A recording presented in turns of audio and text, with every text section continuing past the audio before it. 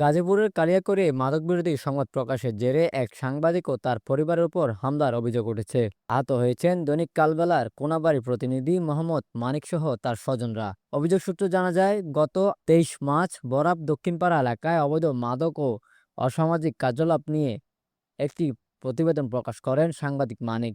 এরপর থেকেই অভিযুক্ত রিয়াজ মাহমুদ তালুকদারের সঙ্গে তার বিরোধ সৃষ্টি হয়। 24 মার্চ দুপুরে কোনাবাড়ি যাওয়ার পথে কালিয়াকৈরের মধ্যমপাড়া বেগমপুর কলেজ গেট এলাকায় তার পথরোধ করে রিয়াজ মাহমুদ তালুকদার ও তার সহযোগীরা।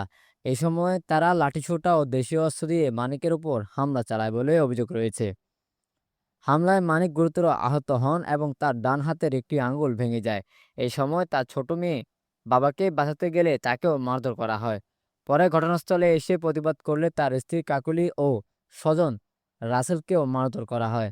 অভিযোগে আরও বলা হয়, হামলাকারীরা মানিকের কাছ থেকে মোবাইল ফোন, নগদ টাকা ও স্বর্ণ অলংকার ছিনিয়ে নেয়। স্থানীয়দের সহায়তায় আহতদের উদ্ধার করে গাজীপুরের শহীদ তাজউদ্দিন আহমেদ মেডিকেল কলেজ হাসপাতালে ভর্তি করা হয়। এই ঘটনায় মানিকের স্ত্রী কাকলি বাদী হয়ে কালিয়াকৈর থানায় 6 জনের বিরুদ্ধে অভিযোগ দায়ের করেন।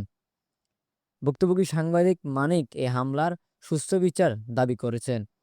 পুলিশ জানিয়েছে, অভিযোগটি গুরুত্ব সহকারে দেখা হচ্ছে। মোহাম্মদ সাজউদ্দিন সরকারের পাঠানো তথ্য চিত্রে, পিআইবি ৭১ টিভি।